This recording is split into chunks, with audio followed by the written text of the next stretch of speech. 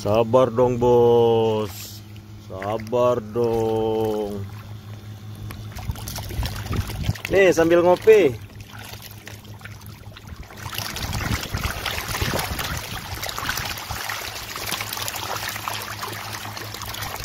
Hei, hei, hei. Halo Pak Maksi.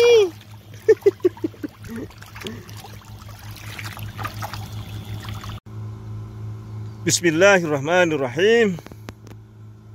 Assalamualaikum warahmatullahi wabarakatuh. Selamat pagi. Pertama, saya ingin sampaikan apakah biovlog masih menarik. Saya kira perjalanan waktu dari 2018 saya mulai, Mei 2018 sampai saat ini rupanya masih banyak juga kawan-kawan yang belum ngeh. Mungkin juga karena ada pemain baru terkait teknologi ini, dan kemudian masih gamang terus. Ya, saya bersyukur juga sudah berkembang banyak channel-channel YouTube yang membahas tentang biovlog ini, berusaha membandingkan dengan teknologi lain dan sebagainya dan sebagainya. Satu hal, bahwa apapun pendekatannya, mudah-mudahan itu tetap didasari oleh scientific base ya. Scientific base itu artinya ada kaidah bahwa boleh saja berkreasi atau seperti apa, tapi scientific base itu didasarkan kepada data, sehingga kawan-kawan pemirsa itu mendapatkan informasi yang akurat. Kalau dari sisi kajian biovlog system dibandingkan dengan RAS saja misalnya, itu sudah ada kajian bahkan sampai ke economical analysis, dan di luar negeri itu sudah ada beberapa jurnal yang membahas itu, dan sampai kepada kesimpulan mana yang lebih efisien. Efisien itu agak berbeda dengan efektif ya, karena pendekatan efisien adalah pendekatan ekonomi, berarti ada economical approach di situ. Kemudian kalau efektif berarti hubungannya langsung. Oh, ini efektif nggak? Obat ini efektif nggak? Tapi efisien nggak? Nah, belum tentu. Tapi kalau sebuah teknologi itu sudah mempertimbangkan efisiensi, productivity atau produktivitas, kemudian juga istilahnya satu hal lagi, ramah lingkungan. Ramah lingkungan ini maknanya apa kalau di dunia biovlog? Ramah lingkungan itu adalah satu, kita bisa mengeliminasi penggunaan air, artinya sedikit buang air. Kalaupun airnya dibuang kan berarti harus ada manfaatnya lagi sebelum dia beredar di lingkungan, tidak berkontribusi negatif pada lingkungan. Nah, topik yang mungkin saya sampaikan di video ini berkenaan dengan pertanyaan masih seputar blower ya, sehingga saya akan ajak kawan-kawan ini untuk melihat blowernya seperti apa. Sambil lalu selama 2 menit ini kan kawan-kawan sudah melihat bagaimana sebenarnya dampak dari aerasi itu. Dilihat bagaimana mereka mengagitasi oksigen biar masuk ke air, dan kemudian besaran dari agitasinya itu seberapa banyak, seberapa besar. Maksudnya adalah tekanan aerasinya seberapa besar. Perlu saya sampaikan bahwa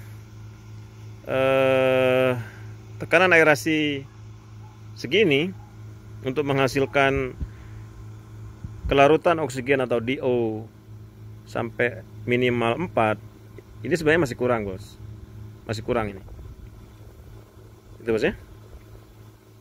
Kapan kurangnya? Terutama kalau dia tidak beratap ya, berarti pada saat sore, mulai sore itu sudah harus jadi perhatian. Nah, sekarang mari saya ajak ke lokasi blower, termasuk blower yang kita pakai seperti apa. Nah, ini masuk ke area mesin blower, dua-duanya nyala.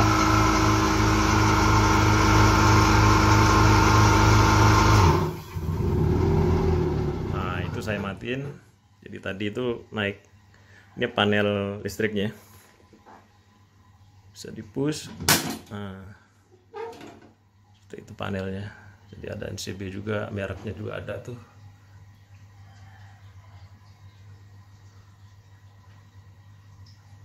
Dan ini 3 pas, bukan 2 pas. Artinya kalau kawan-kawan misalnya kalau usahanya di rumah, kemudian mesinnya 3 pas, berarti harus ada inverter. Jadi inverter dari listrik 1 pas itu bisa untuk menggerakkan motor yang 3 pas. Ini adalah motornya. Ini motornya. Kemudian ini adalah supercharge-nya. Supercharge itu ada yang bisa digerakkan oleh motor hanya 1 PK, ada yang 2 PK. Kalau dimensinya seperti ini untuk 2 PK. Maka motor yang kita pakai adalah motor 2 PK. Terus motor ini juga bisa langsung disambungkan jadi antara motor dengan supercharge-nya. Itu bisa disambungkan dengan ke sana dengan apa namanya? Kayak semacam penghubung gitu ya, konektor. Kemudian RPM-nya, ini penting, RPM penting. RPM-nya ini adalah 1400. Jadi kalau RPM 1400, kalau di dunia motor, di dunia mobil, otomotif, itu kan berarti main di paling gigi 2 ya. Gigi 2, gigi 3 mau gitu ya. Artinya di kecepatan rendah. Dan ini berdampak pada apa? Karena RPM-nya 1400 berarti 1400 putaran, berarti rotation per apa ini? Per menit. Jadi memang rendah. Mesin ini kalau dipakai untuk menggerakkan ini tentu saja kapasitasnya cuman untuk berapa? Untuk 20 diameter 4. Ini adalah posisi filter. Jadi filter udara ada di sini. Terus di sekeliling atau di dekat dari mesin ini idealnya sih bersih. Jangan sampai filternya yang nyedot partikel yang berat kemudian menyumbat ya. Diusahakan itu bersih sekitarnya. Kemudian ini adalah outletnya. Jadi kalau filter ini berarti inletnya, ini adalah outletnya. Ada sebenarnya sistem kompresi udara. Jadi begitu lepas dari mesin itu ditahan dulu di sini, ditampung istilahnya. Jadi bisa dibuat dari paralon misalnya 5-6 in, lebih besar dari ukuran biasanya, kira-kira 2 meter ke sana, kemudian baru dialirkan. Itu sistem yang lebih bagus. Jadi sebelum ke sana, sebelum ke area bak-bak itu sudah terkompresi di sini. Gitu, Bos. Mudah-mudahan teman-teman ada bayangan juga bagaimana sebenarnya permesinan atau elektrikal untuk teknologi Biafloc ini. Selain supercharge juga ada root blower. Root blower itu biasanya dari luar, jadi harus barang-barang impor, baik yang second maupun yang masih bagus. Root blower itu biasanya lebih mahal ya, lebih mahal. Saya misalnya dan tim itu ada yang harga berapa, 25 juta ya. Dan itu kalau di luar negeri Alibaba saja misalnya itu sampai 40-60 juta gitu, Bos. Jadi kalau itu 3 pas rata-rata karena dia memang lebih stabil, perlu inverter. Jadi 25 itu yang saya sebut tadi itu 25 itu sudah termasuk inverternya, termasuk konektornya itu 25 juta. Terus kalau skalanya kecil, kawan-kawan sebenarnya masih bisa memanfaatkan high blow ya, high blower yang kawan-kawan kenal sebagai blower itu ya. Ada Takatsuki, ada Yasunaga, ada Resun atau apalah ya. Terus kalau saya pribadi termasuk yang saya rekomendasikan sebenarnya menggunakan Yasunaga karena dia made in Indonesia ya. Made in Indonesia. Jadi saya rekomendasikan itu. Kualitasnya mirip-mirip Takatsuki, harganya lebih bawah. Gitu, Bos. Karena dia itu high blow menggunakan magnet, kemudian ada 2 semacam klep pompa gitu ya, 2. Maka penempatan dari high blow-nya harus rata 0 air berarti ya, rata pokoknya, jangan miring kanan atau miring kiri karena itu kan berpengaruh kepada klepnya. Nah, gitu ya. Kalau rata dia, insya Allah klepnya itu akan awet.